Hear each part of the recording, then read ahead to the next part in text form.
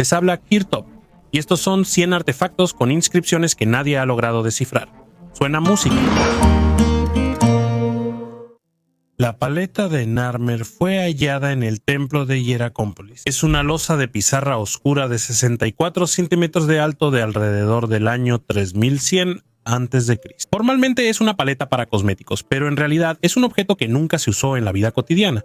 Es demasiado grande, demasiado detallada y demasiado demostrativa. Se muestra a una persona con la corona blanca del Alto Egipto, alzando una masa sobre un prisionero. El gobernante es mucho más grande que los demás. El gesto es capturado en el momento del golpe por un sirviente cercano. Frente a él, el enemigo está completamente sometido.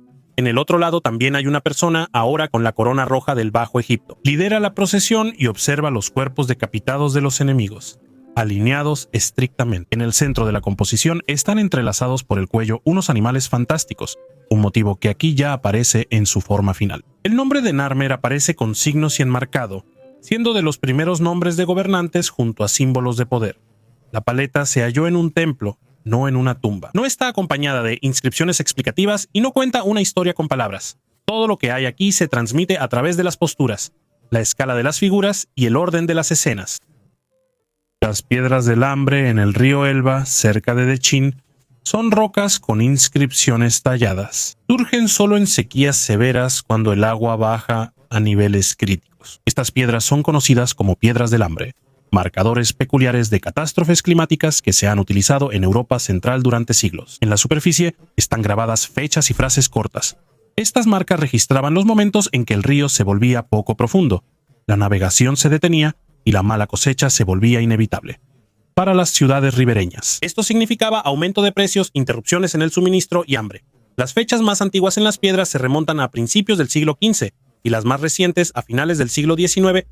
No son símbolos ni adornos, sino una memoria práctica de crisis recurrentes.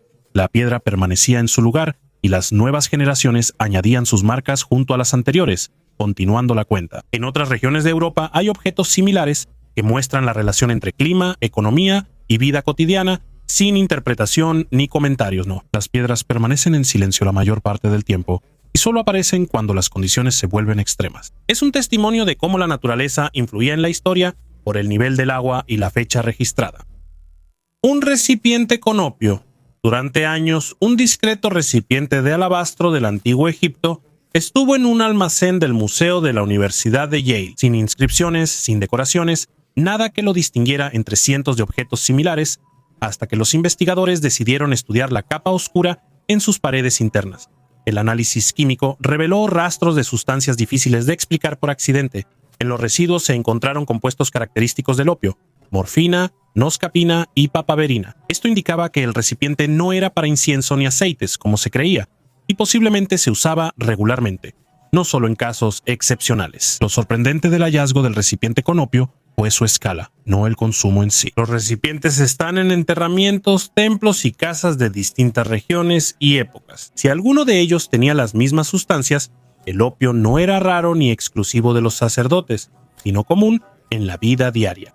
Investigadores creen que estos recipientes podían usarse desde el nacimiento hasta la muerte en rituales, medicina y ceremonias de transición. Se dice que vasijas de alabastro halladas en la tumba de Tutankamón pudieron contener opio, aunque ya no puede comprobarse. Solo quedaron rastros en las paredes, el contenido desapareció hace mucho. La pregunta que cambia la visión sobre el antiguo Egipto es: ¿quiénes eran realmente las personas de esa civilización que vemos como ejemplo de estricto orden sagrado? La planisfera sumeria. En el siglo XIX, arqueólogos desmantelaban la biblioteca del rey Ashurbanipal en Nínive y hallaron un curioso fragmento circular de arcilla con sectores y escritura cuneiforme entre miles de tablillas. Después supieron que era uno de los mapas estelares más antiguos, hecho por los sumerios hace 5500 años. La planisfera es pequeña pero precisa. Muestra zonas del cielo, posiciones de astros y notas sobre un objeto brillante y raro observado entonces. Para los sumerios no era abstracto, estas tablillas servían para calcular tiempo, festividades y ciclos agrícolas. La gente miraba al cielo no por romanticismo, sino porque necesitaban saber cuándo esperar el romanticismo, las inundaciones, las tormentas o el inicio de la temporada. Y lo más sorprendente es que este mapa aún se puede leer. Miles de años después, aún vemos cómo los antiguos mesopotámicos intentaban entender y ordenar el cielo nocturno. Este objeto muestra cómo las personas empezaron pronto a estudiar el mundo de forma sistemática. Un emperador de segundo plano, cuando las fuentes romanas mencionan el año 27 a.C., lo llaman el momento en que la república terminó, el Senado le entrega el poder a Octaviano, él acepta el título de Augusto, y desde ese momento Roma se convierte oficialmente en un imperio. Esta escena se ha escrito muchas veces y siempre es igual. Un senador cansado, un joven gobernante que dice no querer el poder y el Estado rogándole quedarse. Si dejamos el relato y revisamos los documentos de esa época, aparece una extrañeza que rara vez se explica. En los años clave, Roma se reconstruye casi desde cero, pero casi todas las acciones las hacen otros, no Augusto. Me di cuenta de esto al revisar la lista de cargos que Augusto daba tras la campaña. Hay cónsules, procónsules, gobernadores y tribunos militares, pero destaca un nombre recurrente en asuntos prácticos: Marco Vipsanio Agripa. Lo eligen para comandar la flota y resolver crisis en zonas inestables. Esto parecería confianza, salvo por un detalle. Augusto rara vez toma decisiones importantes sin él. La victoria en Accio, atribuida a Augusto, fue ganada por Agripa. El control de Italia no depende del Senado, sino de una red militar dirigida por él. Cuando Roma tiene problemas de agua, Agripa recibe autoridad para restaurar los acueductos. Cuando es necesario reconstruir el puerto en Ostia, él se encarga de eso nuevamente. Cuando hay que sofocar una rebelión, lo envían a él. Según las fuentes, no actúa como consejero, sino como ejecutor. Al leer los textos seguidos, parece que Augusto apenas decide algo. Él afirma, aprueba y firma, pero todo el movimiento depende de una sola persona, lo que parece más un esquema que una amistad. En Roma, esos esquemas no duran. A los ayudantes demasiado poderosos los eliminan, como eliminaron a decenas antes que él, pero a Agripa no lo eliminan. Es más, sus poderes aumentan. En el año 18 a.C., Augusto entrega a su hija Julia. Es una decisión política, pero resulta extraña al analizarla. Agripa no proviene de familia noble ni de la vieja élite. No suele integrarse a la dinastía. Es un hombre de acción, militar, administrador e ingeniero, y aún así se vuelve parte de la familia. Esto significa que Augusto no solo confía en él, sino que lo une a sí mismo a un nivel en el que la traición es imposible. Aquí surge una pregunta poco común. Si Agripa es tan importante, ¿por qué no es un símbolo de poder? La titulatura podría tener la respuesta. Augusto reúne todo sobre la imagen: pontífice, tribuno, defensor de la república, padre de la patria. Agripa recibe el imperium, el derecho a actuar. Su poder es funcional, no simbólico. Y cuanto más observas esta distribución de roles, más claro se vuelve que no es una solución temporal, sino una estructura estable. Uno mantiene el campo público, el otro el sistema. Esto es evidente cuando Agripa muere en el año 12 antes de Cristo. Tras la muerte, Augusto pierde más que un asistente y toma decisiones extrañas, ineficaces y tardías.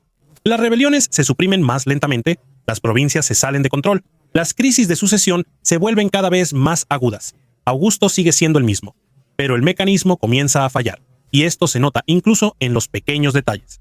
La construcción se ralentiza, las reformas administrativas se estancan, el ejército empieza a actuar con menos coordinación. No es colapso, pero sí pérdida de precisión, causando una sensación desagradable difícil de ignorar. Si una persona que no tenía el título de emperador era tan importante que, después de su muerte, el sistema empezó a desmoronarse poco a poco, entonces en la historia oficial se ha omitido algo fundamentalmente importante. Si esto pasó en Roma, la civilización antigua mejor documentada, surge la duda: ¿es un caso único o algo repetitivo? Y si se repite, ¿cuántas veces lo hemos visto sin notarlo? Desde aquí, la historia de Augusto deja de ser individual y se convierte en el primer ejemplo de un poder donde la figura y el mecanismo están separados. La memoria guarda una cosa y la administración otra. Si este esquema no surgió por casualidad, se repetirá en otro lugar. La pregunta es, ¿dónde? ¿Un escudo del Támesis? En 2019 en Londres, durante unas obras de construcción en la orilla del Támesis, se encontró un objeto que de inmediato apareció en los titulares. Era un escudo no de bronce ni de hierro, sino de madera. con una antigüedad de unos 2400 años, y eso fue una sorpresa. Se creía que los escudos de madera simplemente no podían conservarse tanto tiempo, especialmente en los sedimentos de un río. El escudo era de tablillas de sauce unidas con cuero y una capa de cal pintada. La superficie tiene un ornamento rojo y negro con círculos concéntricos celtas y un humbo convexo central que protegía la mano. Se ven rastros de reparaciones, marcas de grapas, parches y resina en la madera. Esto indica que el objeto era de combate, no decorativo. Para los arqueólogos fue un descubrimiento. Hasta entonces se pensaba que los guerreros de la Edad de Hierro en Bretaña solo usaban escudos de bronce o metal. Aunque se mencionaban los de madera, no había pruebas directas. Ahora existen y están muy bien conservados. El investigador señala que la construcción del escudo estaba ingeniosamente diseñada. Era ligera, resistente y flexible, lo que lo hacía ideal para el combate cuerpo a cuerpo. Las pruebas de laboratorio demostraron que soportaba golpes fuertes, y su forma ayudaba a disipar la energía. La primera oración de Europa. Arqueólogos de Alemania informaron sobre un hallazgo que cambió la percepción sobre la difusión del cristianismo en Europa. En 2018, durante las excavaciones de un antiguo cementerio romano en las afueras de Frankfurt, en el sitio de la antigua ciudad de Nida, encontraron un pequeño amuleto de plata. Estaba junto a la barbilla de un hombre enterrado entre los años 230 y 270 después de Cristo, aparentemente colgado del cuello como amuleto personal. El amuleto era una tira finísima de papel aluminio plateado, de solo 3.5 centímetros de largo, en la que durante la vida de su dueño se grabó un texto. Los científicos no podían leer la inscripción porque el metal era frágil y el rollo estaba muy apretado. En 2024, usando tomografía y modelado 3D, el Instituto de Arqueología de Maguncia restauró 18 líneas de texto en latín. Incluye las frases Santo, Santo, Santo en el nombre de Jesucristo, Hijo de Dios, y ante Cristo se arrodillan todas las rodillas, celestiales, terrenales y subterráneas. Palabras y rasgos litúrgicos cristianos no se habían hallado antes en artefactos tan antiguos. La inscripción menciona a Santito, discípulo del apóstol Pablo, lo que convierte al amuleto en uno de los primeros testimonios de la tradición cristiana fuera de Italia. Este es el texto cristiano más antiguo hallado al norte de los Alpes. En los artefactos de El Toro, en la red circulan cientos de objetos de piedra y hueso, libros hechos de losas con tapas en relieve, máscaras, figurillas con ojos almendrados, tablillas con una escritura desconocida. Se dice que están en las colinas del Toro en México. El número varía entre varios miles y hasta 20,000. Algunos artefactos muestran gran talento, tallados cuidadosos y motivos repetitivos. No existen informes de excavación con coordenadas, estratigrafía, cerámica asociada y dataciones que permitan distinguir antigüedades reales de falsificaciones modernas. Los artefactos del Toro suelen compararse con las piedras de Ica de Perú. Ambas son grandes colecciones, muestran conocimientos fuera de lugar y generan controversia. Se habla de expediciones y pruebas de laboratorio, pero no se publican en revistas especializadas ni reciben atribución museística verificable. Mientras no haya informes adecuados ni dataciones, esto es simplemente un gran montón de objetos en manos privadas, bonitos, de diferentes tamaños, pero inútiles como fuente para la historia antigua. Otra aclaración: no confundir el Toro mexicano con la cueva española Cueva del Toro, sitio clásico de la arqueología española. Estrato, contexto, dataciones, publicaciones y estudios sobre herramientas óseas de doble punta y economía neolítica. Así luce la base probatoria, justo lo que le falta a El Toro mexicano. El mito sumerio sobre el astuto. En el Museo Británico se resguardó la sencilla tablilla de arcilla NI 12501 de Nishur, actual Irak, con unos 4.400 años del período dinástico temprano de Sumeria. Jan Matuszaki descifró el texto y dibujo de las series, visibles solo con luz rasante. Fragmento de un mito con el dios Endel, su hijo Ishkur, dios de la tormenta, y el zorro mensajero. Ishkur acaba en el inframundo, la lluvia desaparece, las cosechas mueren, y Endel llama a la asamblea de los dioses, pero nadie baja por el prisionero. El zorro, voluntario ágil y pequeño, aparece en la ilustración avanzando con las patas atadas, simbolizando su disposición a asumir riesgos. La historia sigue en otra tabla. La tablilla no ha sido hallada, pero lo que queda narra cómo el zorro engaña a los señores del inframundo. Finge beber vino, se esconde en una jarra, distrae a los guardias y libera a Ishkur. Esta historia es un ejemplo antiguo del trickster, un héroe que usa astucia en lugar de fuerza. La tablilla es importante en dos aspectos. Registra la conexión entre los temores climáticos y los dioses del clima, y muestra que la imagen del zorro astuto ya servía entonces como una lección sobre el poder de la inteligencia. Huellas humanas en un ataúd. En la Britania romana, arqueólogos hallaron entierros inusuales de hace 1800 años. Los cuerpos de los fallecidos se cubrían con una mezcla espesa similar al yeso, vertida en los sarcófagos de piedra y plomo. El material se endurecía, repitiendo los contornos del cuerpo, casi como los moldes en Pompeya. Pero eso no fue lo más importante. Al limpiar uno de estos sarcófagos, los investigadores notaron huellas dactilares claras en el yeso. Las huellas de la mano que mezclaba la mezcla quedaron en el ataúd y solo se revelaron al escanear la capa en 3D. Este es un caso raro donde arqueólogos registran un ritual y una acción física de una persona específica. Antes se creía que el yeso se vertía caliente, pero las huellas demostraron que era suave y plástico. Se aplicaba poco a poco, tocando el cuerpo y las paredes del ataúd. Las huellas están en los bordes internos, como si alguien alisara la superficie. Los investigadores esperan averiguar a quién pertenecía esa mano. Existe la posibilidad de que hayan quedado rastros de ADN en el yeso, pero la probabilidad es baja. Por ahora, solo se sabe que este entierro implicaba contacto cercano y prolongado entre vivos y muertos. El poder antes del faraón. Cuando empecé a buscar si el esquema romano se repetía en otras civilizaciones, fui conscientemente a donde el poder siempre parecía ser lo más sagrado posible. Egipto, ahí la persona y el mecanismo debían coincidir, pues el faraón era visto como un dios. Pero precisamente Egipto resultó ser la confirmación más inquietante de que en Roma no vimos una excepción, sino la regla. La historia oficial de Tutmosis III lo presenta como el mayor comandante militar y conquistador de Egipto, expandiendo sus fronteras como nadie antes. Gobierna más de 50 años, gana muchas campañas y funda un imperio. Pero si no miramos el final, sino el inicio de su reinado, aparece una brecha que normalmente se explica con una sola frase y luego se pasa por alto de inmediato. Durante 20 años, aunque es faraón, el poder real lo tiene Hatshepsut. Esta versión está registrada en templos, titulatura, inscripciones e imágenes oficiales. Hatshepsut ostenta todos los títulos reales, se muestra como hombre, realiza rituales, dirige construcciones y controla economía y comercio. Tutmosis en ese tiempo existe como una sombra, como una figura que no se puede eliminar, pero tampoco se le puede permitir gobernar. Está presente en los relieves, pero no en las decisiones. Esta situación suele verse como una anomalía temporal, pero al observarla bien, parece estable. Hatshepsut no solo es regente, lidera el sistema. Bajo su mando se construyen templos, crece el comercio exterior, la administración se fortalece y Egipto se estabiliza. Tutmosis en ese tiempo aprende sobre asuntos militares, pero no toma decisiones.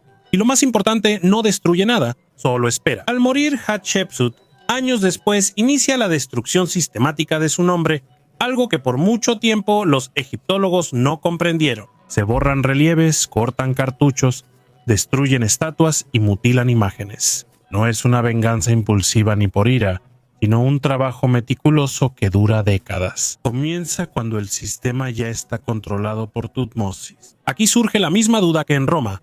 Si Hatshepsut fue usurpadora, ¿por qué no la destruyeron enseguida? ¿Por qué su grandeza comienza solo después de que desaparece la persona que lo contenía? Al ver cronológicamente las campañas de Tutmosis III, queda claro que suceden tras la total estabilización de Egipto. No crea un imperio desde cero, aprovecha una administración existente. La economía funciona, el suministro está organizado, los funcionarios están capacitados, los templos cuentan con recursos y la logística está establecida. Esto le permite realizar campañas militares continuas, pero no es su labor, sino una herencia. Mientras más observas las acciones de Tutmosis tras la muerte de Hatshepsut, ves que no solo conquista, también borra de la historia a quien hizo posible su grandeza. No se trata solo de borrar un nombre, sino de reemplazar un sistema por un rostro. Egipto debe recordar a un faraón, no al sistema donde el poder era de otra persona. Aquí el esquema se repite casi perfectamente. Una persona mantiene el control, otra se convierte en el símbolo. El primero desaparece de la memoria y el segundo permanece en la leyenda. Pero hay una diferencia importante con respecto a Roma. En Egipto, el borrado es físico y tangible, tallado en piedra, mostrando cómo la historia borra y elimina el mecanismo. En este momento se ve que el caso romano no es único ni casual, solo está mejor documentado. Egipto muestra que este esquema es más antiguo, más profundo y quizás más fundamental de lo que estamos acostumbrados a pensar. Si en una civilización con un gobernante divino, el poder se dividía entre persona y sistema, no es algo exclusivo de Roma. Esta es una base del poder que se repite sin importar cultura, religión o época. Tras Egipto, ya no veía a Augusto como una excepción por tantas coincidencias.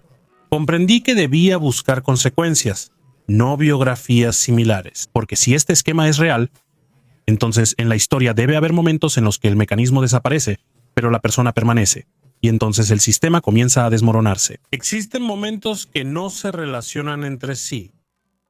Cráneo de hormiga, Catamarca, Argentina. Los constructores estaban cavando una zanja para el suministro de agua y se toparon con una serie de urnas funerarias. En una de ellas encontraron un cráneo humano de forma muy extraña, por lo que la prensa local lo llamó la cabeza del hombre hormiga. La forma, de hecho, es difícil de considerar como normal. La frente está extendida hacia adelante, la coronilla hacia atrás, el cráneo parece como si hubiera sido apretado en un tornillo de banco. La primera reacción de la gente, naturalmente, fue pensar en extraterrestres y genética. Los arqueólogos bajaron el tono. Entre los siglos III y XII vivieron aquí las culturas Ciénaga y Aguada. Ellos practicaban la deformación artificial del cráneo. Envolvían la cabeza del bebé con tela y la sujetaban entre tablillas. Los huesos blandos cambiaban de forma. Seguro se preguntan, ¿para qué? Todo es simple.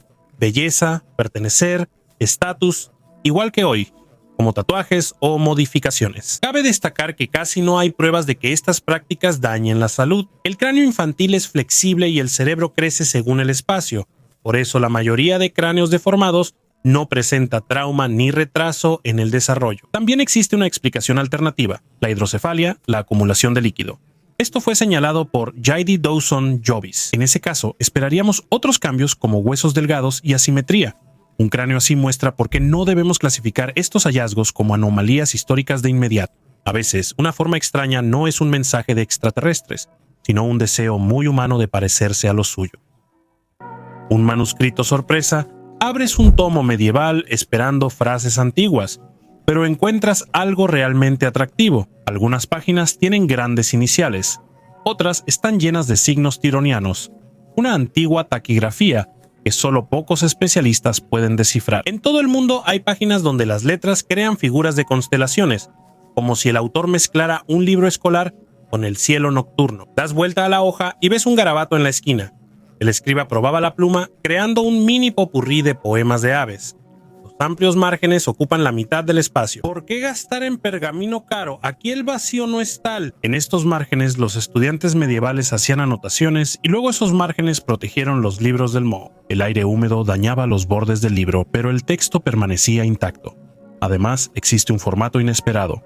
El libro murciélago. Este tipo de almanaque se llevaba colgado del cinturón, boca abajo, se desplegaba a lo largo completo y de inmediato se obtenía un calendario, tablas de fases lunares y una lista de santos para todo el año. Las manchas moradas son cicatrices de moho. El manuscrito estuvo en un lugar húmedo y los microbios dañaron algunas páginas. Ahora los científicos cuentan los anillos de crecimiento del hongo, como en un árbol. Imagina cuánta información hay en estos defectos cosméticos. Por ello, se pueden fechar mudanzas, bibliotecas e incluso cambiar la percepción del clima de esa época.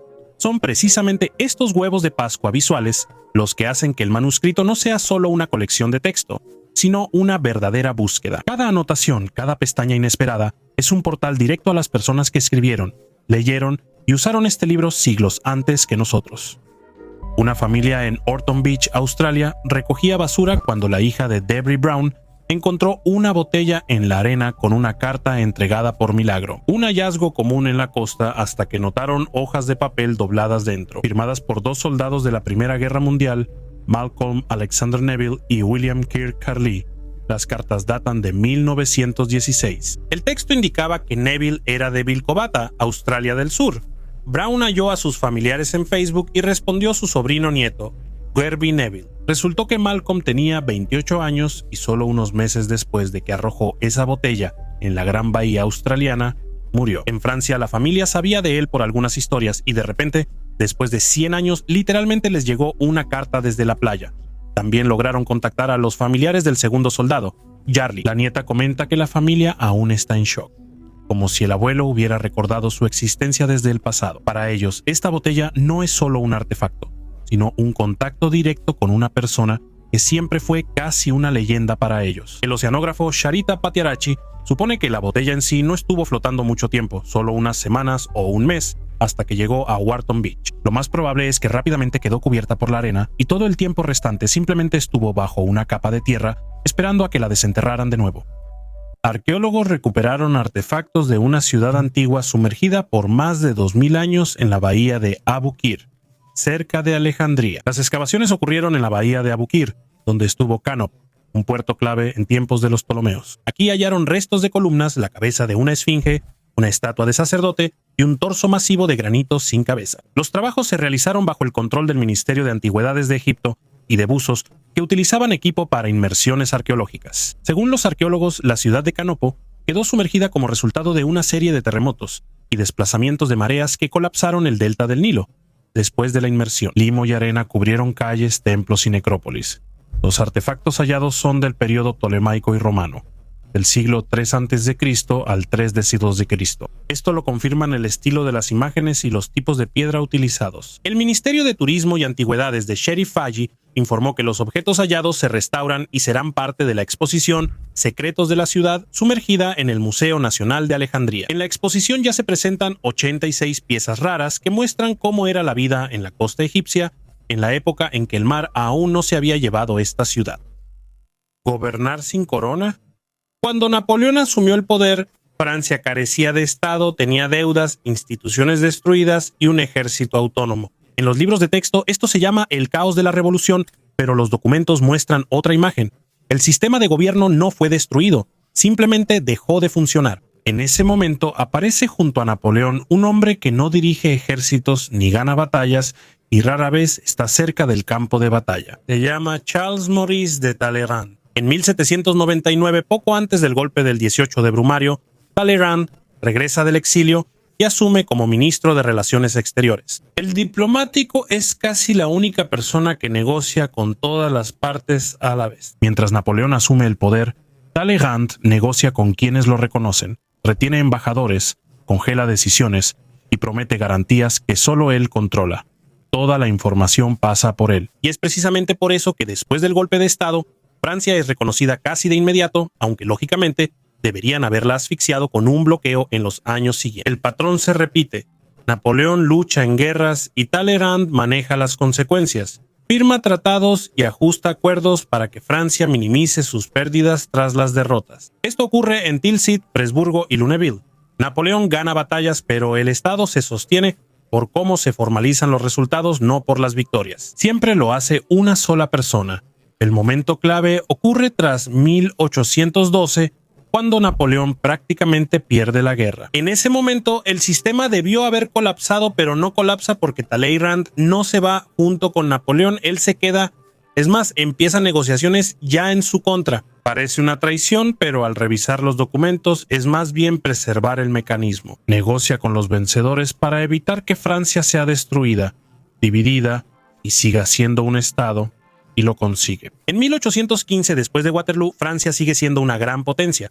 Esto no se puede explicar con lógica militar, solo se puede explicar desde el punto de vista administrativo. Tras la caída de Napoleón, Talleyrand integra varios regímenes sucesivos, cambian banderas, emperadores y reyes, pero él sigue como símbolo y función.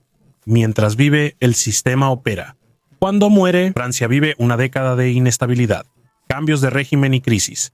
Aunque no colapsa de inmediato, la pérdida del mecanismo se nota al instante. Este bloque importa porque muestra la siguiente fase del esquema, no por Napoleón. En Roma y Egipto, el mecanismo muere con la persona. En Europa, sobrevive. Lo que cambia todo, pues el sistema evoluciona y las personas no son ayudantes al azar. Aprendió hace tiempo a distanciarse de quienes la representan. El vestido Tarkan parece solo un lino descolorido, pero el carbono 14 revela algo especial. La prenda tiene al menos 5000 años. Es más antigua que las pirámides de Giza. Fue hallado en 1913 entre textiles funerarios cerca de Tarkan, y solo la restauración moderna mostró los detalles. No es una réplica funeraria, sino una prenda real. El escote en beam, los pliegues finos en el corpiño, las mangas hasta el codo, Las manchas oscuras de sal y grasa en las costuras de las axilas y en las microgrietas de las fibras se esconden granos de arena del Nilo. Todo esto son señales de desgaste. El vestido se usó hasta el final y fue colocado en la tumba como prenda favorita, para que su dueña llegara ante los dioses mostrando su estatus. El lino mismo fue tejido a mano, los hilos torcidos hacia la derecha. El tejido es denso. Solo las mangas requerían miles de puntadas cuidadosamente pensadas. Los bordes del dobladillo están remendados cuidadosamente con un hilo de un tono ligeramente diferente. La costurera reparaba el vestido sin querer dejar su valioso trabajo. Es un artefacto raro que muestra la vida cotidiana de los primeros egipcios. Solemos verlos en oro y piedra, pero esta túnica destaca por su lujo terrenal. La capacidad de crear ropa cómoda y bella. Mucho antes de la invención de la ruta de la seda y los telares comerciales, el relieve oculto de Nínive, Palacio del Norte. En las excavaciones se quitó el piso, hallando arcilla densa y debajo una losa de piedra de 6 por 3 metros y 12 toneladas tallada con una escena solemne. El rey Ashurbanipal está entre el dios Ashur y la guerrera Ishtar. A los lados, un hombre pez y un hombre escorpión, criaturas míticas que separan el mundo humano del divino. El diseño en la ropa, las plumas de las flechas, incluso las garras de los leones se ven tan claramente como si el trabajo se hubiera terminado ayer. Lo inusual es que otro relieve fue retirado de la pared, puesto boca abajo y cubierto con cerámica. Esto lo hicieron siglos tras la caída de Asiria, en la época helenística. ¿Por qué ocultarlo? Existen dos versiones. Una dice que los sacerdotes salvaban la reliquia de saqueadores. Otra, que fueron las nuevas autoridades. Buscaban borrar la antigua ideología, pero no se atrevieron a destruir imágenes de dioses y del rey. Durante 2000 años, la losa estuvo enterrada en la tierra, conservando incluso rastros de pintura roja en los pliegues de las vestiduras. Ahora ofrece un retrato completo del poder asirio y a veces nos recuerda la historia. No la borran, solo la esconden esperando que se olvide. Un trabajo de orfebrería increíble en la costa occidental de Noruega, en Fylkesland. En los años 90, el arqueólogo Søren Deinhoff halló en un túmulo un raro colgante de oro romano, del año 200, visto solo unas 20 veces en Escandinavia. Mide 2 centímetros, pesa pocos gramos y su detalle supera al de un cabello humano. En Roma eran aretes, en el norte los usaban como colgantes. Destacaba por su tamaño, ubicación en la cima y lujoso recubrimiento sin cremación. El análisis del suelo y hallazgos como cuentas de vidrio y cinturones metálicos confirmó un entierro femenino de élite. Al día siguiente, Deinhoff extrajo 2 fíbulas de plata más, broches alfileres usados para sujetar vestidos en los hombros. Estos colgantes son más comunes en el norte de Alemania y las islas danesas. En Noruega solo hay 3. Científicos creen que la joya llegó por alianzas matrimoniales entre familias nobles del sur de Escandinavia y el occidente de los fiordos. Los joyeros modernos saben que repetir el trabajo requiere años de entrenamiento y más oro por los desperdicios. Las aves lo indicarán. Kayalpınar es una aldea en Sivas, Anatolia Central. Debajo está Samuja, un enclave hitita de la Edad de Bronce, centro administrativo y santuario donde las decisiones se tomaban también mediante rituales. Arqueólogos hallaron una tablilla de arcilla con inscripciones cuneiformes en ambos lados y un pequeño agujero, lo que indica que se colgaba en un cordón. Parece más una nota de trabajo para un sacerdote que un libro para estantes. El texto trata sobre la ornitomancia, que es adivinar por medio de aves observando su vuelo, gritos, aparición y reacción ante comida sacrificial. Esto no es una excentricidad antigua, sino una visión directa del poder, ya que en el reino hitita estas predicciones influían en guerras, matrimonios y tratados oficiales. En esos estratos se halló un mini archivo, decenas de tablillas y sellos reales de Hattusili III y la reina Pudujeba, lo que vincula la adivinación con la burocracia y muestra la integración de la práctica religiosa en la administración política. Observamos cómo los signos se volvían decisiones, con el sacerdote y el escriba como parte de una sola máquina. Un imperio sin líder. En la historia rusa hay países, una brecha entre la imagen de Piotr y cómo realmente funcionaba el sistema bajo su mando. Piotr viaja, lucha, construye, reforma. Si revisas los documentos, casi todas las decisiones las toma Alexander Menchikov Noel. Su firma está en decretos, órdenes y su gente controla construcción, suministros, movilización, impuestos y trabajo del ejército. Es el favorito formalmente, pero realmente dirige toda la reforma. Aunque Piotr viaje al extranjero o esté enfermo, la administración y las decisiones continúan.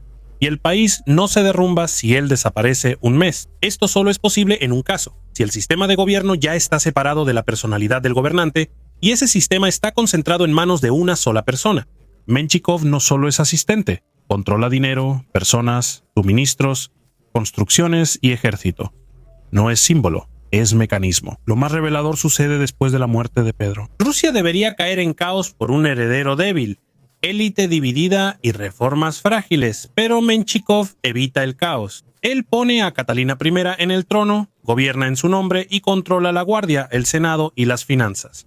Todo sigue funcionando mientras él trabaja. Y luego lo quitan, no de inmediato, no bruscamente, pero lo quitan, lo exilian, le quitan los títulos, lo borran del poder. Y justo después de eso, Rusia entra en un periodo de inestabilidad que dura casi 20 años. El cambio de gobernantes, los golpes de palacio, la lucha de las élites, la pérdida del ritmo de las reformas, no es una coincidencia. Es el momento en que el elitismo desaparece y el país queda sin control. En la historia oficial, Menchikov es un corrupto, un favorito, una persona accidental. Pero si vemos las consecuencias, él fue el único que sostuvo el sistema después de la muerte de Pedro. Y precisamente por eso había que eliminarlo de la memoria como figura de poder. No se le podía dejar como igual a Pedro, porque entonces se derrumba la propia idea del reformador solitario. Ellos reemplazaban el alfabeto. El quipú es un conjunto de cuerdas anudadas con un hilo principal y cordones de colores. Se creía que los incas solo usaban los nudos para contar maíz y tributos, como un ábaco antiguo. Lingüistas y programadores cargaron 21 quipus completos de un museo en Perú. El algoritmo analizaba el color de la cuerda, su distancia al hilo principal, el tipo y orden de los nudos. La máquina halló combinaciones repetidas como palabras iguales en un texto.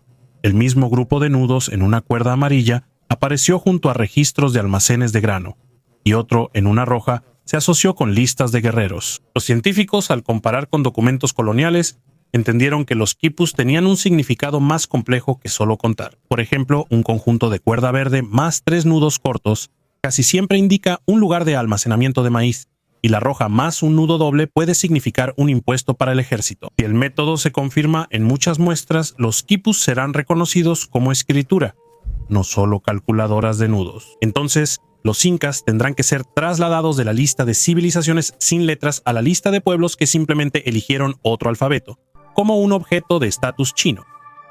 Esta pantalla de escritorio es del período tardío de la China imperial y se usaba en despachos de eruditos o nobles. Está hecha de jade verde oscuro, montada en un soporte de madera tallada, adornado con laca e incrustaciones.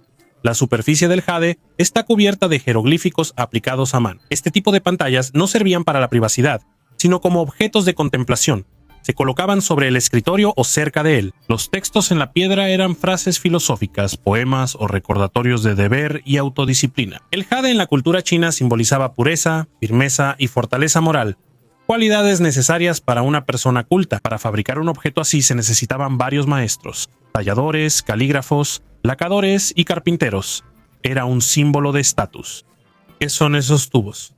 En las laderas del monte Baigong, en Qinghai, China, hay un objeto que intrigó a los ufólogos durante años más que Roswell. Cientos de tubos metálicos oxidados sobresalen directamente de la roca, algunos tan delgados como agujas y otros de hasta 40 centímetros de diámetro. Algunos van al lago Salado a 80 metros, eso es lo más inquietante. Muchos tubos están incrustados en la piedra de forma muy profunda y recta, algo extraño en un lugar casi deshabitado, salvo por algunos nómadas. Las primeras investigaciones solo echaron más leña al fuego. La composición parece ser común, 92% son minerales y metales conocidos, y el 8% restante fue registrado como material desconocido, y empezaron los rumores. Base extraterrestre, laboratorio, infraestructura espacial.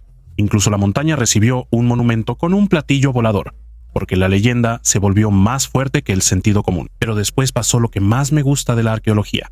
La realidad no resultó ser más aburrida que el mito, sino simplemente incómodamente inteligente. Análisis recientes hallaron rastros orgánicos y microestructuras similares a anillos de crecimiento anual. La versión indica que no son tuberías, sino moldes fosilizados de raíces de árboles antiguos. El agua de un lago desaparecido transportó raíces, y después hubo formación y transformación del suelo en roca. Las conservaron tan bien que hoy parecen objetos tecnogénicos. No hubo plomeros extraterrestres. Solo el planeta crea decoraciones que parecen pistas. Vidrio que ha perdurado siglos. En un museo europeo hay un objeto que parece una copa de diseñador, como si fuera de un taller moderno de vidrio y roble. Franelas de vidrio de varios colores se enrollan en espiral creando un patrón uniforme y denso. La antigüedad de este objeto es de 2250 años.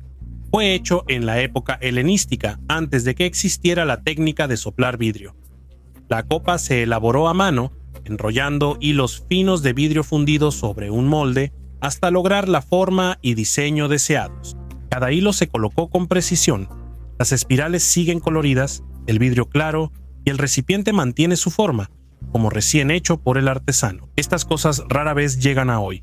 El vidrio suele romperse o agrietarse fácilmente. Cada objeto es una ventana al pasado y a un oficio entre arte y tecnología. La copa demuestra que los antiguos artesanos no eran menos hábiles que nosotros y dominaban el material incluso mejor.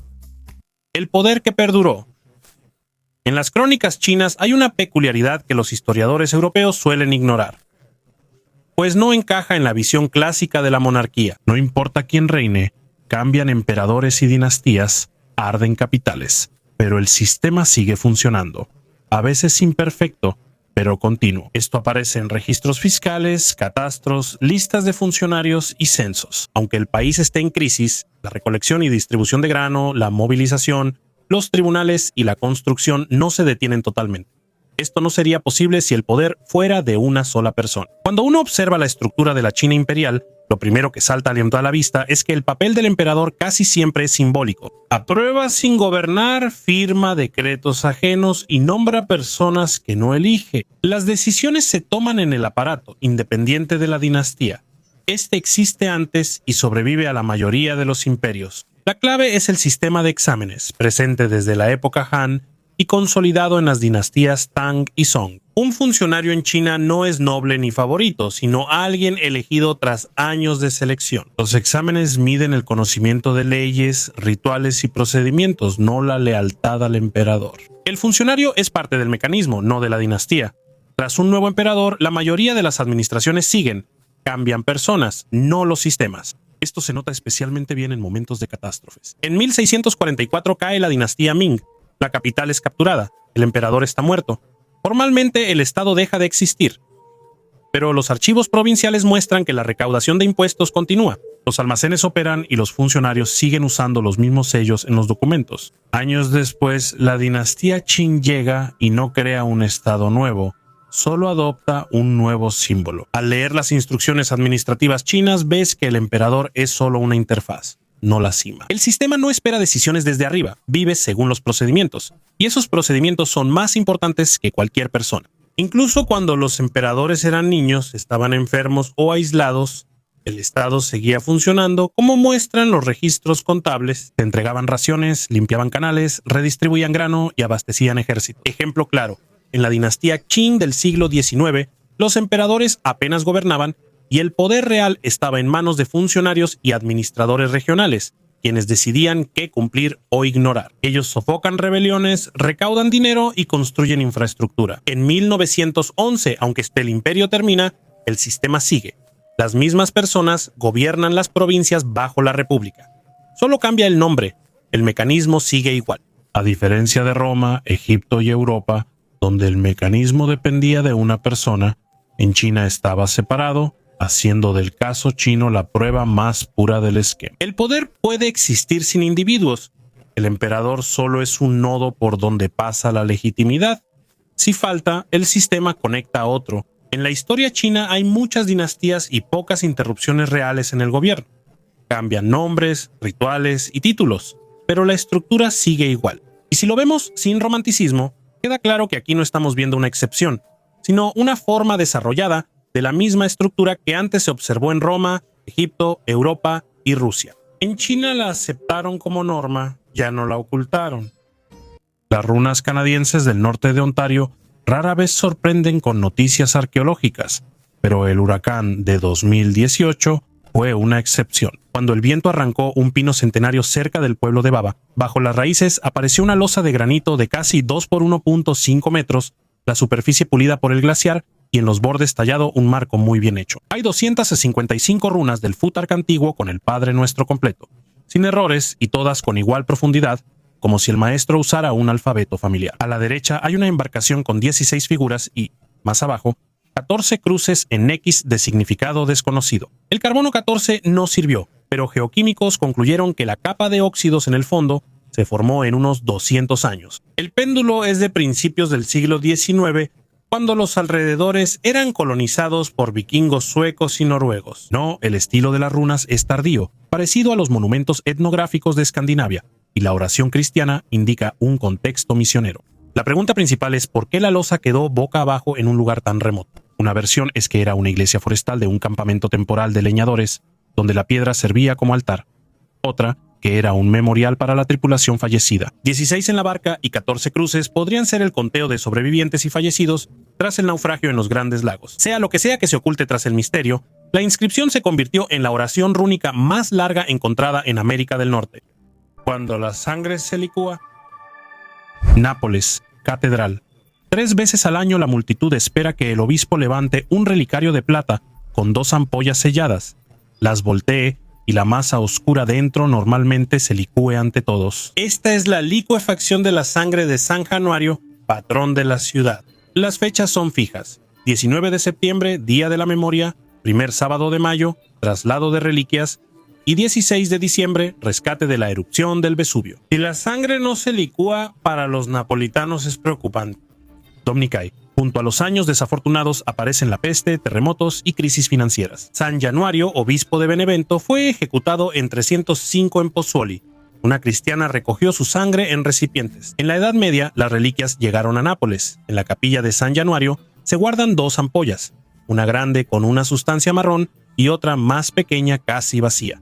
No se pueden abrir, por lo que un análisis químico directo es imposible. La Iglesia relata el fenómeno, pero no ofrece explicación científica. Los científicos creen que esto es tixotropía. Ciertos geles se licúan al agitarse o calentarse y se espesan al reposar. Químicos mostraron muestras de mezclas similares a la sangre, hechas con compuestos de hierro, óxidos de hierro y gelatina. Con un ligero calentamiento con las palmas de las manos y movimiento, pasan de gel a líquido. También existen explicaciones terrenales: la temperatura en la catedral, los volteos del relicario y el envejecimiento del contenido. Se desconoce la composición de las ampollas, no hay forma de analizarlas ni verificar hipótesis, porque funciona solo para creyentes. El sacerdote, frente a todos, eleva las ampollas en el altar, las inclina y la masa oscura se aclara al deslizarse por el vidrio. Los espectadores ven el proceso desde lejos. Para los napolitanos es una señal de protección, no un cadáver químico. Un compromiso sensato. Científicos proponen mecanismos, la Iglesia da significado y la tradición mantiene la confianza comunitaria. Y asqueroso dinosaurio. Camboya, templo de Taprom, finales del siglo XII. En un nicho hay un bajorrelieve pequeño de lagarto con 4 patas y placas en la espalda. Los turistas lo llamaron estegosaurio, porque solo los del Jurásico tardío tienen esas placas en los libros de texto. El relieve está tallado al nivel de otros ornamentos en la misma arenisca gris. La pared tiene una fina pátina biológica de grosor uniforme, medida con escáner láser sin señales de tallado reciente. El análisis químico de la pátina indicó una antigüedad mínima de 500 años coincidiendo con la construcción del templo, lo que atrajo la atención de los arqueólogos. Las placas tienen la misma forma y disposición que las hojas de palma que los artistas de Top Roma usaban para enmarcar animales. Si se elimina el borde de hojas, queda un rinoceronte común: cuerpo grande, patas fuertes y cola corta. Esta visión coincide con la iconografía. Hay muchos rinocerontes en los bajorrelieves de Angkor. Ahora les voy a explicar por qué surgió la versión del dinosaurio. A inicios de los 2000, la pátina de la piedra se deterioró. Los bordes de las hojas se desgastaron y la silueta tomó forma de placas. La foto se compartió en foros de paleomitos y la historia se difundió sin verificar la fuente. En 2023, al limpiar la placa con microabrasivo, surgieron restos de las venas de la hoja y pequeños cortes decorativos que nunca se representan en las espaldas de los dinosaurios. Un rinoceronte gemer común y placas que son solo parte de una palma desgastada. Un adorno viejo causó sensación sobre dinosaurios, aunque solo es un fondo desgastado. Pan funerario en el antiguo Egipto. En la tumba de Hatshepsut, arqueólogos hallaron pan de hace 3500 años. Estos productos son del Nuevo Reino y se pusieron en los cimientos como parte de un ritual durante la construcción de un espacio sagrado en el antiguo Egipto. Ofertas como alimentos, vasijas y herramientas se ponían en los cimientos, uniéndolos a los dioses y al destino del difunto. El pan representaba sustento, orden y existencia continua. No era para ser consumido ni visto como reserva alimenticia. Su forma y estructura se conservaron gracias al aislamiento y al clima seco. El análisis mostró una molienda gruesa de los granos y mezclas, características del pan de uso ritual. Los tesoros de los alanos en la periferia sur de Alcancala eran conocidos, pero las excavaciones de 2025 despertaron gran interés. En el fondo de la tumba estrecha, cuidadosamente revestida de piedra, brillaba un colgante, un fino anillo de oro con 5 incrustaciones facetadas de almandino.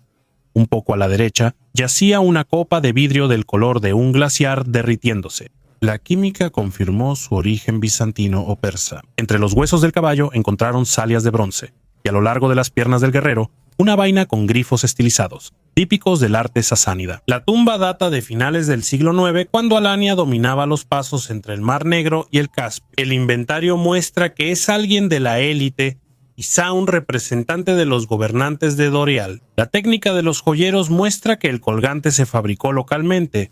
El oro tiene una mezcla de platino típica del Caspio, y el granulado usa un adhesivo conocido empacar. La tumba cambia la visión tradicional de los nómadas como intermediario. A finales del milenio, la sociedad alana era más compleja. Contaba con joyeros, comercio de vidrio a larga distancia, lazos con Irán y Bizancio, y buscaba inmortalizar su estatus en oro y arreos de caballo. Cuando el rostro deja de ser necesario. En el siglo XX, por primera vez, el poder ya no requiere a una persona específica. Antes, el mecanismo dependía del emperador, faraón, rey o líder. En China, el emperador era la fuente de legitimidad, pero en el siglo XX desaparece y el gobierno se vuelve autónomo. Esto no se nota por lemas ni retratos, sino por documentos. En 1917, en Rusia desaparece el monarca, pero el Estado sigue existiendo. A los meses surge una estructura que parece nueva, pero usa la antigua red administrativa. Las gobernaciones, archivos y registros siguen igual. Solo cambian nombres, no funciones.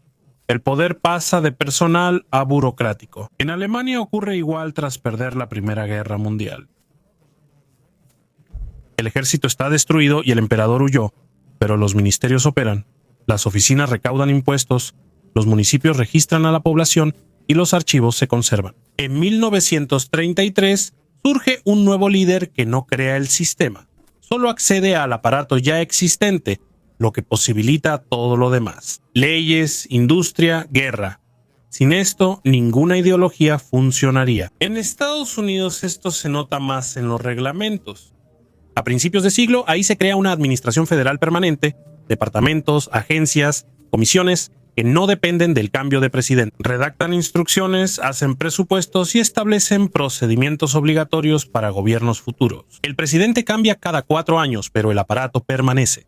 Es precisamente este el que determina lo que realmente se va a cumplir. Tras la Segunda Guerra Mundial, el esquema se globaliza y surgen estructuras supranacionales que toman decisiones, como comisiones, organizaciones y agencias. Sus empleados no son políticos, pero redactan las reglas que rigen los países. No son personas, sino documentos, procedimientos, reglamentos y reportes. Ya no es poder de una persona ni de un grupo, es poder del proceso. Lo más revelador es que después de la muerte o salida de los líderes, nada se derrumba. Muere Stalin, el sistema sigue funcionando. Se va Churchill, Gran Bretaña sigue siendo Gran Bretaña. Cambia la administración en Estados Unidos. El rumbo cambia solo a nivel de retórica. El poder ya no está ligado a una persona, está integrado en la estructura. En Roma, el mecanismo estaba junto a la persona. En Egipto, detrás. En Europa, sobrevivía a ella. En China, no dependía de la persona. En el siglo XX, la persona se vuelve innecesaria. Se le puede reemplazar, quitar, desacreditar, destruir, y el sistema seguirá funcionando. Por eso en este siglo hay tantos cambios de régimen y tan pocas interrupciones reales del control, y aquí aparece algo que antes no existía. La responsabilidad se desvanece. Si el poder es una persona, puedes culparla. Si es un mecanismo, no hay a quien culpar. Los documentos no asumen responsabilidad, los procedimientos no se arrepienten y las instrucciones no responden preguntas. Y es precisamente en ese momento cuando la historia deja de ser la historia de las personas y se convierte en la historia de las estructuras. La masa del escorpión. En Hieracómpolis se halló una masa de piedra llamada la masa del escorpión. No era un arma práctica, sino un objeto ritual de piedra caliza, datado hacia el final del período predinástico, entre 3200 y 3100 a.C. Muestra una escena de poder público, una figura con corona y azada frente a filas de personas y símbolos de territorios sometidos. Esto sucede antes de que aparezca el faraón como se entiende normalmente. Lo más raro es la mezcla de roles. La persona en la masa está representada al mismo tiempo como gobernante y como participante en un ritual, como si no solo gobernara, sino que personalmente abriera la tierra. No es una escena mitológica ni un dios, sino una persona demostrando control sobre el espacio y otros. No hay nombre, título ni inscripciones. El poder se muestra actuando, no con palabras. En esa masa hay violencia y sometimiento mostrados como un proceso ordenado, no caótico. Este es uno de los primeros ejemplos de propaganda política tallada en piedra. La masa de escorpión resulta incómoda, ya que surge antes del sistema que debía crearla. Hay un ritual, hay una escena pública, hay una demostración de poder, pero aún no existe un estado con nombres y leyes. Este objeto no dice quién es Escorpión, solo muestra cuando el poder necesita un espectador. Un carro de roble fue hallado cerca del lago Sevan, en Luchashin, Armenia. Los arqueólogos encontraron un raro objeto de madera que suele descomponerse con el tiempo. Quedó tan intacto que gracias a su construcción permite estudiar el transporte de la Edad de Bronce a partir de un objeto real, no solo de dibujos. El carro es de roble, con ruedas macizas y ejes conservados. Estos hallazgos son raros en el Cáucaso porque la madera suele descomponerse y casi siempre solo se encuentran piezas metálicas. Aquí se mantuvo la forma original, mostrando cómo eran y se ensamblaban los carros de la nobleza local. Luchashin destaca por su gran necrópolis.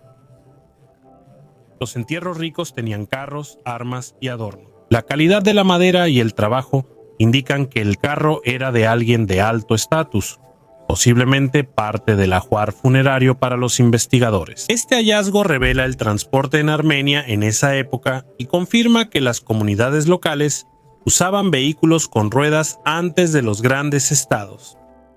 Fayenza egipcia. Antes de que existieran el vidrio y el esmalte, los egipcios crearon un material con cualidades de piedra y cerámica. La fayenza egipcia era una mezcla de cuarzo, cal y compuestos de cobre. Durante la cocción se creaba una capa azul brillante en la superficie por la oxidación del cobre controlada. Al ajustar la mezcla y la presión de oxígeno en el horno, los artesanos obtenían tonos de turquesa a azul celeste. La loza se usaba para amuletos, estatuillas, vasijas y adornos, simbolizando vida eterna y el sol en el Nilo. Químicos modernos confirman que antiguos artesanos dominaban técnicas similares a la cerámica fina y esmalte. Las losas egipcias restauradas tienen propiedades ópticas similares a recubrimientos arquitectónicos modernos con pigmentos metálicos. Actualmente, este material se usa para recubrimientos decorativos duraderos y diseños que imitan la autoiluminación de la losa antigua. Hombre con piel de zorro, Ulutzak, Koyuk, Anatolia Occidental. Figura de 9 centímetros en arcilla. El hombre viste capa de zorro con cuello destacado y tiras colgantes. No está desnudo. Modelado uniforme, cocción limpia y bordes definidos. Muestra mano experta de taller local. ¿Por qué precisamente el zorro es comprensible? Sin misticismo en las historias de Anatolia, esto significa calor, caza, derecho a guiar. En los pilares de Göbekli Tepe, el zorro. Las pieles cubren la base de las figuras entre monumentos y distancias, pero el sentido es igual. La ropa simboliza un papel. Aquí el estatus depende de lo que se lleva sobre los hombros. La figura es doméstica y su base recortada indica que estaba en un soporte. Las mellas muestran que la movían y vivía en interiores. No estuvo siglos enterrada. Para Ulutzak es común hallar ocre en objetos similares. Y aquí también hay pintura. La capa pudo resaltarse con color como advertencia en la entrada. En el antiguo puerto de Olimpos, en Antalya, Turquía, arqueólogos hallaron un mosaico en la iglesia cristiana primitiva, uno del siglo V después de Cristo. En el umbral hay una inscripción griega. Solo quienes sigan el camino pueden entrar. La frase funcionaba como prueba de conciencia para los feligreses antes de entrar. El mosaico usa cubos de vidrio calizo de 8-10 milímetros y muestra vides y palmetas estilizadas, motivo popular en el Imperio Romano de Oriente. En las esquinas del campo se ven los nombres de los ciudadanos ricos que financiaron la obra. lo que revela la composición social de Olimpos en la antigüedad tardía. La presencia de patrocinadores muestra la prosperidad de una ciudad comercial. Bajo el mosaico hallaron grandes pitoi, vasijas enterradas para guardar grano y aceite. Esto muestra que el templo servía como almacén de alimentos. La ciudad fue abandonada en el siglo XII y nadie había visto la inscripción desde entonces. El hallazgo revela que la arquitectura eclesiástica unía funciones litúrgicas y administrativas y que los textos en la entrada facilitaban el acceso a los fieles. La Antártida es un continente de récords y uno de los más extraños es la Cascada de Sangre, un arroyo escarlata que fluye del glaciar Taylor. El hielo debería ser estéril, pero el deshielo es rojo intenso. Antes los científicos pensaban que el hierro causaba el flujo oxidado. Sin embargo, un análisis de 2023 mostró algo diferente. En el agua se encontraron nanoesferas, diminutas partículas más pequeñas que los virus, con un núcleo de hierro cubierto de calcio y aluminio. Bajo el hielo el color no se ve, pero al salir el agua se oxida y el arroyo parece sangre líquida. La fuente es un lago salado sellado hace millones de años. La sal baja la temperatura de congelación y libera calor al cristalizar, permitiendo que el agua siga líquida hasta 10 grados. En este sistema viven bacterias aisladas desde antes de los ecosistemas modernos. Viven sin luz ni oxígeno y consumen compuestos de azufre. Este es un posible escenario para la vida bajo el hielo de Europa o Encélado. La Cascada de Sangre no es misticismo ni algas, sino un ejemplo de cómo la química, microbios y geología crean un paisaje alienígena en la Tierra. Libros encuadernados en piel humana. En el siglo XIX en Europa y Estados Unidos, existía una rara práctica llamada bibliopagia antropodérmica, encuadernar libros con piel humana. Generalmente la piel provenía de criminales ejecutados o pacientes de teatros anatómicos. Año 1837, Boston, Estados Unidos.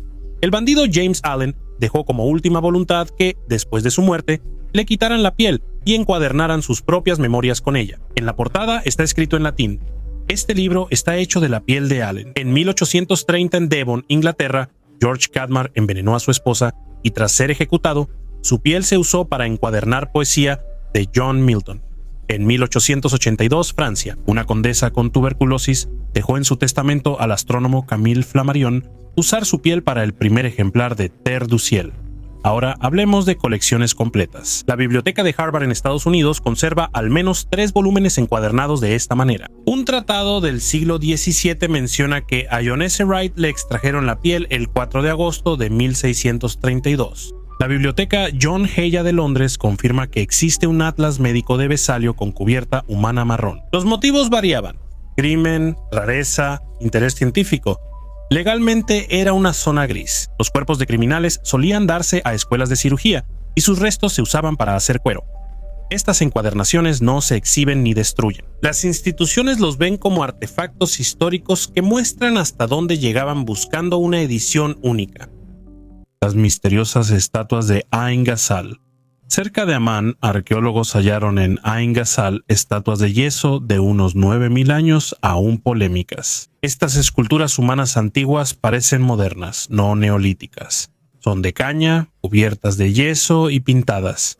Tienen ojos grandes y oscuros de betún, rostros planos y alargados, y en ocasiones 2 cabezas en un solo cuerpo. Figuras de hombres, mujeres y niños, todos con la misma expresión hipnótica. A los científicos les sorprende que estas estatuas, en vez de exhibirse, fueran cuidadosamente enterradas como objetos rituales, aunque no se sabe de qué tipo. Algunas teorías dicen que estas figuras representan antepasados, guardianes o intentan recrear fallecidos, cuyos cráneos eran enterrados aparte y cubiertos con yeso. Lo extraño es la escala. Había grupos de unas 10 figuras aparentemente hechas juntas para un ritual, y cada una era única. Hoy en día, estas estatuas son conocidas como los rostros más inquietantes del Neolítico. Las joyas malditas de la chamán. Esta historia no es antigua, pero muestra cómo funcionan los mismos mecanismos de la fe de hace miles de años. Por años, una mujer se hizo pasar por chamana en Austria y Alemania. Convencía a sus clientas ricas de que sus joyas y dinero tenían una maldición o un espíritu maligno. A veces no era solo mala suerte, sino la muerte predicha de un ser querido. El esquema era simple y efectivo. Para eliminar la maldición, la persona debía dar oro, joyas y dinero para un ritual. Las cantidades eran de cientos de miles de euros. Tras entregar los objetos, la chamana desaparecía y su cómplice decía que había caído en coma o muerto durante el ritual. Así terminaba el contacto. La investigación concluyó que el esquema operó por más de 10 años y afectó a al menos 19 personas en Austria, Alemania y Suiza, con daños estimados en millones de euros. En los allanamientos, la policía halló kilos de joyas de oro, lingotes, mucho dinero en efectivo y varios autos de lujo. Lo preocupante no es el tamaño del fraude, sino cómo operaba. La gente entregaba sus bienes por miedo, no por avaricia o ingenuidad. Ese miedo hizo que durante siglos la gente hiciera sacrificios, enterrara oro y creyera que objetos traían desgracias. La tumba que sobrevivió a un terremoto. En el territorio de la antigua ciudad de Pasargada, la capital del imperio aqueménida, se ha conservado una tumba que tradicionalmente se asocia con el nombre de Kir Alikov. Erigida hacia el 530 a.C., la construcción sigue siendo uno de los monumentos más resistentes del antiguo Irán. Por 2500 años ha resistido muchos terremotos sin perder su estructura. Investigaciones muestran que los arquitectos usaron principios similares al aislamiento sísmico moderno. La tumba tiene cimientos de varias capas de piedra caliza. La base se une con cal, ceniza y arena. Los bloques superiores se colocan encima sin fijación rígida. Una capa intermedia permitía que la estructura se deslizara en temblores, reduciendo la carga y evitando daños en la mampostería. La parte superior de la tumba usa bloques macizos unidos con grapas metálicas pese a su forma simple. La construcción es un sistema de ingeniería planificado. La simulación de la Universidad Islámica Azad mostró que en fuertes movimientos del suelo, la parte superior puede desplazarse respecto a la base y absorber la energía de los impactos. No hay pruebas de que Ciro fuera enterrado en este mausoleo. La tumba fue abierta y saqueada ya en la antigüedad, y la inscripción funeraria mencionada en las fuentes no se ha conservado hasta nuestros días. Aunque hay dudas sobre quién fue enterrado, la estructura es uno de los ejemplos más antiguos de arquitectura antisísmica y prueba el avanzado conocimiento de los ingenieros aqueménidas sobre terremotos. Nunca se había hallado algo igual. Noruega, Oslo, Puerto de Bjørvika, Skopkop. Arqueólogos en la ciudad hallaron casi 3.000 objetos medievales, en su mayoría de cuero, zapatos de todo tipo, botines bajos, botas altas, pares con perforaciones, grabados, arrugas y huellas en suelas. La gente reparaba los zapatos hasta el final. El cuero era valioso. También encontraron más de 20 fragmentos de bolsas de cuero. La ropa no tenía bolsillos. Todos llevaban objetos en el cinturón o atados.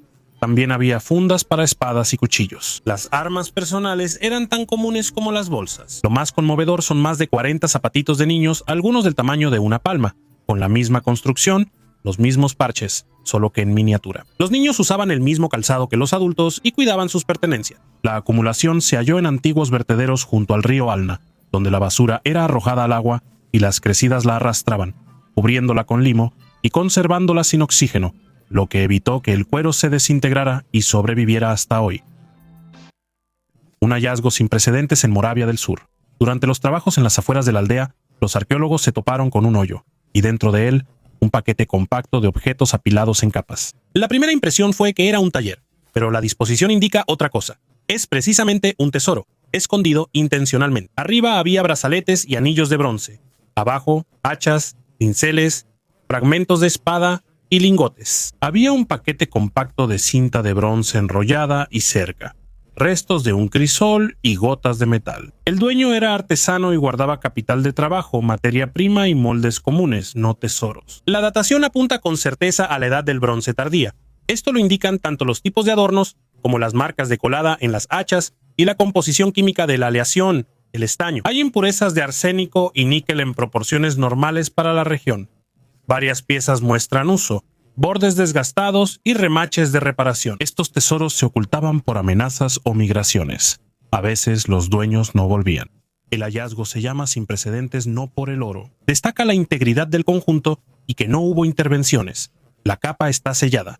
Permite seguir el orden de los objetos y entender la lógica del dueño. Estos conjuntos muestran cómo operaba la economía de la Edad de Bronce, qué era líquido, cómo equilibraban adornos y herramientas, y las rutas del metal.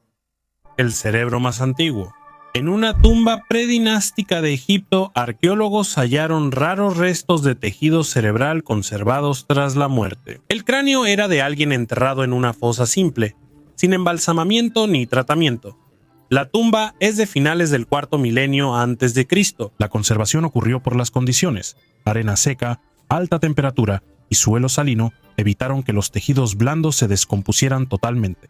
En el cráneo hallaron una masa oscura con forma de lóbulos cerebrales. El análisis confirmó que era tejido nervioso alterado, no sedimento ni contaminado. Es importante que el hallazgo no esté relacionado con un entierro de élite.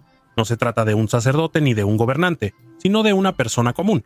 Su cerebro se conservó no porque alguien lo quisiera, sino porque coincidieron las condiciones. Este es uno de los casos más antiguos de conservación cerebral humana y muestra cómo el azar puede preservar cosas, lo que luego la gente buscará controlar: el rostro del antiguo poder.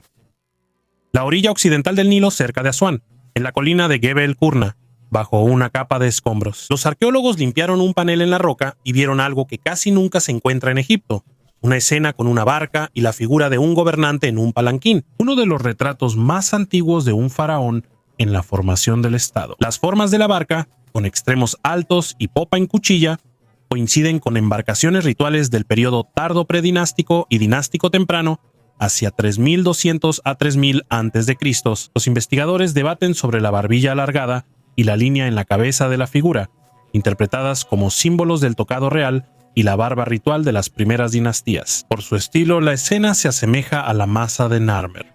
Si es así, sería un símbolo visual temprano del poder real. El hallazgo es valioso por ser un caso raro en Egipto de representación directa del gobernante. En una roca junto al camino, una barca navega contra la corriente. Personas jalan una cuerda y un sacerdote en la popa guía el rumbo. El poder es movimiento y trabajo colectivo. No vemos una estatua, sino un reemplazo vivo, una nota al estado temprano, la sonrisa de un indígena. Parece un dibujo de carita en un pupitre, pero es un petroglifo norteamericano de los siglos XI al XVII. Es parte del complejo León, con 37 figuras. La piedra tiene huellas de manos humanas y animales. Este personaje destaca por cuernos, plumas y palmas largas. Los científicos discuten sobre su significado. ¿Es un chamán con un tocado ritual, un espíritu totémico o simplemente un autorretrato del creador con sentido del humor? Recibimos escenas serias de caza y cosmogonía, pero aquí hay una mueca caricaturesca. Eso muestra que el artista podía usar ironía y expresarse, no solo tratar temas sagrados. En Egipto, restauradores trabajan con uno de los manuscritos coránicos más antiguos, de cuero, con más de 1200 años y casi 80 kilos. No es un libro común. Es un tomo enorme de 1087 páginas hechas de cuero curtido. La tinta oscurecida dificulta leer, pero las letras hechas a mano son sorprendentemente precisas. Cada símbolo parece un diseño. Científicos estiman que este manuscrito es del siglo VIII y fue hecho en un temprano centro islámico de Kufa o Basra. El trabajo de los restauradores lleva años. Cada página se limpia, se refuerza y se fija bajo el microscopio. Al mismo tiempo, los especialistas señalan que, a pesar de la antigüedad, la estructura del pergamino casi no está dañada. Este es uno de los raros casos en que el artefacto se conservó no gracias al clima, sino gracias a su tamaño. El enorme peso y la densidad de las páginas literalmente conservaron el texto desde adentro. Para los musulmanes, este libro es un símbolo de fe y de la historia de la escritura. Muestra la transición de la antigua escritura árabe a un estilo familiar y cómo la religión volvía arte al texto. Al escuchar sobre las casas de los antiguos egipcios, la mayoría imagina chozas bajas hechas de ladrillos de adobe. Las excavaciones en Emet, norte del delta, cambian esa imagen. Arqueólogos hallaron un barrio tardío con una calle de casas tipo torre de 4 o 5 pisos, formando una pared densa hacia el templo de Wadiet. La altura es de 12 a 15 metros, similar a un edificio moderno de 5 pisos en el siglo VII a.C. Los niveles bajos tienen silos de grano y cubas de cerveza. Arriba hay habitaciones residenciales con chimeneas y terrazas donde se conservan huesos de dátiles y estatuillas de las hermanas de Hathor. Por la noche aquí cenaban y hacían rituales con música. A 5 pasos de las puertas hay un paseo de piedra caliza hacia el templo de Wadiet. Las losas tan pulidas aún reflejan el sol del atardecer, y las columnas de culto siguen en el lugar que los maestros del siglo VII a.C. eligieron. Es un mini Memphis provincial: altos edificios, mercado, templo y carretera sagrada, en un solo barrio. Las 3 capas de reparación en la mampostería prueban que las torres existieron al menos 150 años, y en las fachadas aún hay relieves de Garpacrat y cerámica vidriada verde. Los Ushabti muestran cómo la religión y la vida diaria aquí estaban unidas, y Met rompe el viejo estereotipo de un Egipto de un solo nivel. Una pareja en Nueva Orleans, Estados Unidos, halló por accidente en su patio una losa de mármol con inscripción en latín. Al inicio la creyeron decorativa, pero el texto en la piedra interesó a los científicos. La investigación reveló que la losa es una tumba romana de unos 1900 años. Está grabado el nombre de Sexto Cangenio Vero, marinero de la flota imperial, fallecido a los 42 años. El artefacto se creía perdido desde el inicio de la Segunda Guerra Mundial. El último registro es de 1939, cuando estaba en el Museo Nacional de Arqueología de Civitavecchia, destruido tras los bombardeos aliados, perdiéndose el rastro de la tumba. La piedra fue sacada de Italia por militares estadounidenses y luego pasó a propiedad privada, usándose como adorno de jardín. Especialistas de la Universidad de Tulane y la profesora Susana Luznia confirmaron la autenticidad del hallazgo. La inscripción coincidió con los registros en el Catálogo de Epígrafes Latinos de 1910.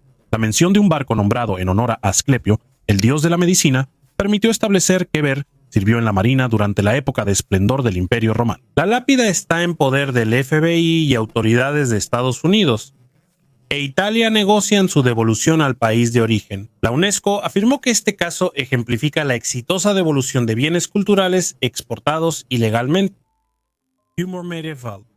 En los museos de Bélgica se conserva un plato de cerámica inusual de finales del siglo XV, en el que no aparecen ni reyes, ni batallas, ni santos. Se muestra a la esposa golpeando a su esposo, quien intenta cubrirse con las manos. El plato se fabricó en Dinant o Malinas, centros cerámicos de los Países Bajos borgoñones. Este tipo de objetos a menudo no se encargaban como vajilla de gala, sino como un regalo con sentido del humor.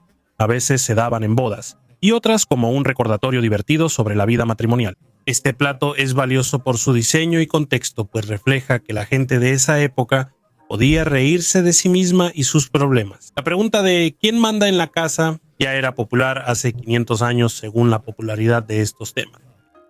Comidos 2 veces. Desfiladero de Old Dubai, Tanzania, hace 1.8 millones de años en huesos de primeros humanos. Los arqueólogos encontraron 2 tipos diferentes de marcas de mordidas. El primero, muescas anchas y desgarradas, con bordes como de cincel, que deja un cocodrilo. La segunda capa está encima de la primera, perforaciones estrechas y arañazos largos y poco profundos, característicos de un felino grande, como un leopardo o un depredador similar. Entonces, primero las personas fueron atrapadas por un cocodrilo, y después un depredador terrestre llegó a los restos.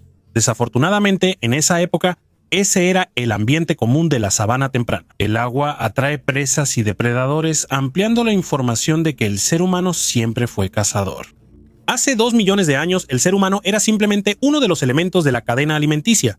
En una etapa de la evolución, muchas veces nosotros mismos éramos recursos. Para el ser humano, caminar por agua era una forma de buscar alimento. La posibilidad de ser devorado 2 veces muestra lo peligrosa que era la zona de abrevadero antes de que los humanos fueran depredadores superiores.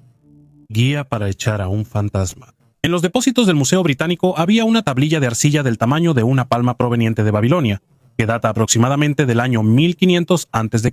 Solo con cierta luz apareció una imagen, el fantasma de un hombre atado, llevado por una mujer. En el reverso, un texto en cuneiforme descifrado por Irving Finkel explica cómo atar y expulsar a un espíritu inquieto. Primero se hacen 2 figuras de cera o arcilla, una masculina, el fantasma, y otra femenina, su compañera. Frente a ellas se ponen vasijas con cerveza, pan y una copa de madera. El conjuro es darle comida al espíritu y pedirle que se vaya. Tras el ritual, las estatuillas se envuelven y entierran al amanecer, indicando que el alma ya encontró un nuevo hogar y no volverá. El texto usa mashki, que significa el observador, y se refiere a un espíritu sin descanso. La tablilla ayuda a entender la medicina y magia babilónica. El tratamiento combinaba hierbas y acciones administrativas con los muertos.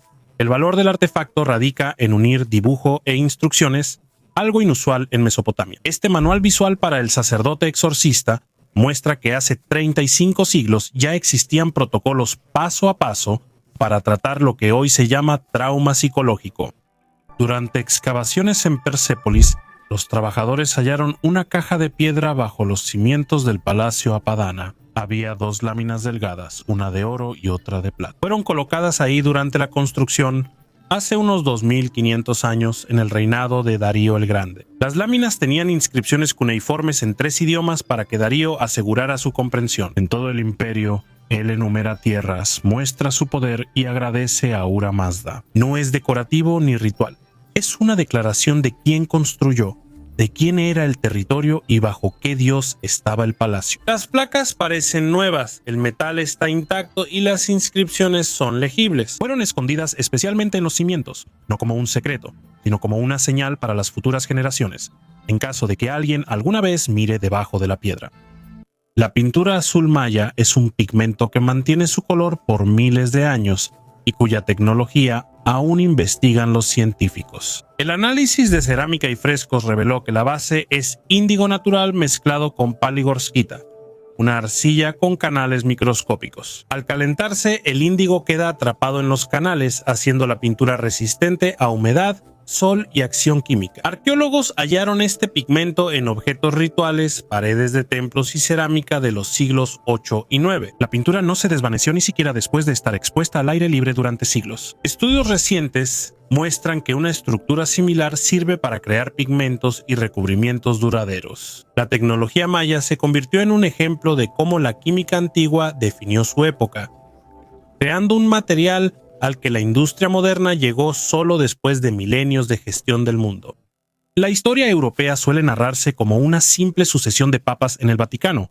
Uno muere, otro llega, uno reforma, otro se equivoca. Al revisar documentos de la curia, se ve que los papas rara vez gobernaron la iglesia solos. Personas cuyos nombres ni siquiera se estudian, porque sin ellos los papas no decidían nada. En el siglo XVI, mientras Europa se divide entre católicos y protestantes, el Papa es el jefe formal del mundo cristiano. No es él quien decide, sino la curia romana, un órgano permanente que sigue aunque cambien los papas.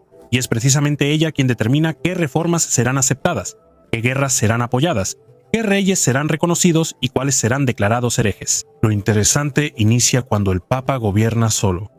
En 1492 Alejandro VI Borgia se vuelve Papa y es visto como símbolo de corrupción. Al revisar los documentos, él es de los pocos papas que intentó intervenir en el gobierno, lo que provocó una guerra sistemática en su contra. En la curia bloquean decisiones, sabotean decretos y los legados desobedecen órdenes. Tras su muerte, la curia retoma el control y Borgia queda marcado como demoníaco no por sus pecados, sino por querer gobernar el sistema. El Vaticano ilustra este esquema en un episodio donde todo se revela. En 1527 las tropas de Carlos V saquearon Roma, dejando al Papa Clemente VII aislado en el castillo de Sant'Angelo y la ciudad en ruinas. El Papa es formalmente el jefe del mundo, pero ni siquiera controla la calle bajo sus ventanas. Y es precisamente en este momento cuando empieza a funcionar algo que casi no se describe en los libros de texto. No la voluntad del Papa, sino la Cancillería. Las embajadas siguen recibiendo instrucciones, la correspondencia continúa y los acuerdos se realizan, no por la fuerza del Papa, sino porque la curia no se detiene. Años después inicia la fase final de la reforma. El mundo cambia y todo parece depender de la personalidad del Papa. Al analizar decisiones como creación de congregaciones, censura, diplomacia, impuestos y nombramiento de legados, vemos que las mismas figuras reaparecen. Cardenales, secretarios y tesoreros que sobreviven al cambio de Papa y siguen el rumbo. El Papa puede tener carácter, puede ser blando o severo, pero siempre tiene límites, su tiempo de vida y su tiempo de gobierno. La curia no está sujeta a esas limitaciones. De aquí surge la conclusión más desagradable que cambia toda nuestra historia sobre el Estado. Antes, si la segunda persona desaparecía, el sistema fallaba. En el Vaticano no pasa porque es una red distribuida, no solo una persona. Por eso el Vaticano sobrevive durante siglos y mantiene la gobernabilidad donde los estados laicos colapsan y se reconstruyen. Y por eso el modelo del Vaticano se exporta tan fácilmente. Diplomáticos, cancillerías, departamentos permanentes, instrucciones, correspondencia secreta, gestión a través de formulaciones y facultades. Eso no es misticismo, es tecnología. Y cuando sale a Europa, se convierte en la forma de gobierno que conocemos. En 1555, el Papa Pablo IV intenta romper el poder de la curia, despedir a los cardenales y reescribir los flujos financieros. 4 años tras su muerte, una multitud en Roma destruye sus estatuas y la curia revoca casi todas sus reformas, según los registros.